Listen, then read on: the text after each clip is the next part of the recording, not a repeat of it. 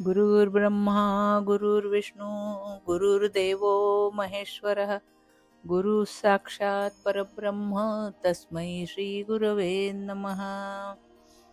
परमपूज्य गुरुदेवांच्या अमृतमयी हितोपदेशातील श्रावण मास आणि शिवोपासना या विषयावरील मार्गदर्शन आपण श्रवण करणार आहोत. परमपूज्य गुरुदेव मार्गदर्शन करीत आहेत. आपल्याकडे महिन्यांची जी नावे आहेत ती त्या महिन्यातील पौर्णिमेला जे नक्षत्र असते त्यावरून पडलेली आहे. श्रावण महिन्यामध्ये पौर्णिमेला श्रवण नक्षत्र असते आणि त्यावरूनच श्रावण मास हे नाव पडलेले आहे. श्रावणमध्ये श्रवण हा शब्द येतो.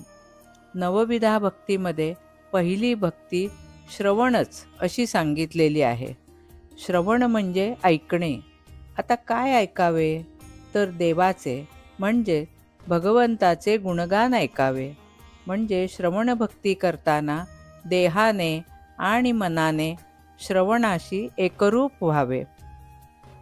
त्यातूनच सात्विक अष्टभाव उदयास येऊ शकतात. श्रवणामध्ये शब्द हा फार महत्त्वाचा असतो. श्रावण महिना हा उपासनेसाठी सर्वोत्तम.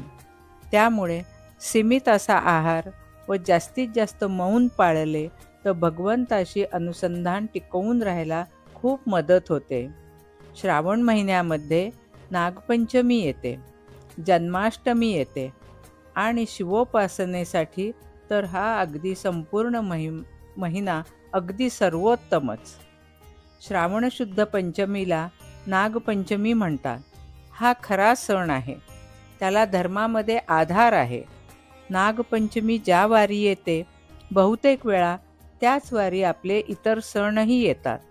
रूढीप्रमाणे या दिवशी नियम पाळले जातात. कोणी चूल पेटवित नाहीत तर कोणी शिजविलेले अन्न खात नाहीत, फक्त उकडलेले खातात. कोणी भाजी चिरीत नाहीत. या दिवशी प्रत्यक्ष नागाचे दर्शन झाले तर फार पुण्य समजले जाते. नाग हे आपले दैवत आहे. त्याला मारले तर दारिद्र्य येते. सर्व सरपटणाऱ्या प्राण्यामध्ये नागाला विशेष महत्त्व आहे. भगवान शंकरांबरोबर नेहमी नाग असतात. नागाचे सर्वांग हे अतिशय गार असते. त्याला पाण्यामध्ये पोहता येते. त्याला सुगंधी प्रिय आहे. नाग ही जात अतिशय चपळ असते. शेतात राहत असला तरी तो फार स्वच्छ राहतो. तो शतायुषी आहे. श्रीकृष्णांनी गीतेमध्ये सांगितले आहे की सापामध्ये वासुकी नावाचा जो साप आहे ते भगवंताचे रूप समजावे. तो कातडीचा रंगसुद्धा झटकन बदलू शकतो. नाग कधीही वैर करत नाही. आपण जर वैरभाव दाखवला तर तो वैर करतो. महारोग्याला नाग कधीही चावत नाही. नाग ही आपण देवता मानतो म्हणून तिची आपण विधिवत पूजाही करतो. नागपंचमीनंतर 3 दिवस वेदाभ्यासही करीत नाहीत. असे नागपंचमीचे महत्त्व आहे. यानंतर श्रावण महिन्यामध्ये श्रावण वद्य अष्टमीला जन्माष्टमी येते. भगवान श्रीकृष्णांनी ज्या दिवशी अवतार घेतला त्या दिवसालाच जन्माष्टमी म्हणतात. श्रावण महिन्यात जन्म घेऊन श्रावण महिन्याला भगवान श्रीकृष्णांनी परिपूर्णता आणलेली आहे. या दिवशी सर्व भक्त या अवताराचे स्मरण म्हणून मोठ्या भक्तिभावाने त्याची उपासना करतात. या दिवशी उपवास करून दुसरे दिवशी उपवास सोडतात. भगवान श्रीकृष्णांचा जन्म हा रोहिणी नक्षत्रावर श्रावण महिन्यातील कृष्ण पक्ष अष्टमी तिथीला मध्यरात्री झाला. या दिवशी त्यांची स्तुती करावी, त्यांच्या चरित्राचा अभ्यास करावा, त्यांचा आदर्श नजरेसमोर ठेवावा. श्रीकृष्णांचे आचरण कसे होते? जेव्हा ते गोकुळात होते तेव्हा तेथे पूर्ण समरस झाले होते. गोकुळ सोडून मथुरेला गेल्यानंतर परत गोकुळाला गेले नाहीत. तसेच द्वारकेला गेल्यावर मथुरेची आठवण काढली नाही. हे सर्व म्हणजेच विसरणे व मायेत न अडकणे हे भगवान श्रीकृष्णांकडून शिकण्यासारखे आहे. श्रावण महिन्याचे आणखीन एक विशेष म्हणजे संपूर्ण श्रावण महिना हा शिवोपासनेसाठी उत्तम असा कालावधी आहे. देवदेवतांमध्ये भगवान शंकर हीच मुख्य देवता आहे. एकदा त्यांना प्रसन्न करून घेतले की बाकीचे प्रश्न आपोआप सुटतात. शिवोपासना करण्याचे निरनिराळे मार्ग आहेत, जसे की ओम नमः शिवाय या मंत्राचा जप कमीत कमी 108 वेळा करावा. शिवलीलामृत ग्रंथाचे पठण करावे. श्रावणी सोमवारचा उपवास करावा. शक्यतो कोरडा म्हणजे फराळ न करता करावा. भगवंताला बिल्वपत्र अर्पण करून संध्याकाळी सोडावा.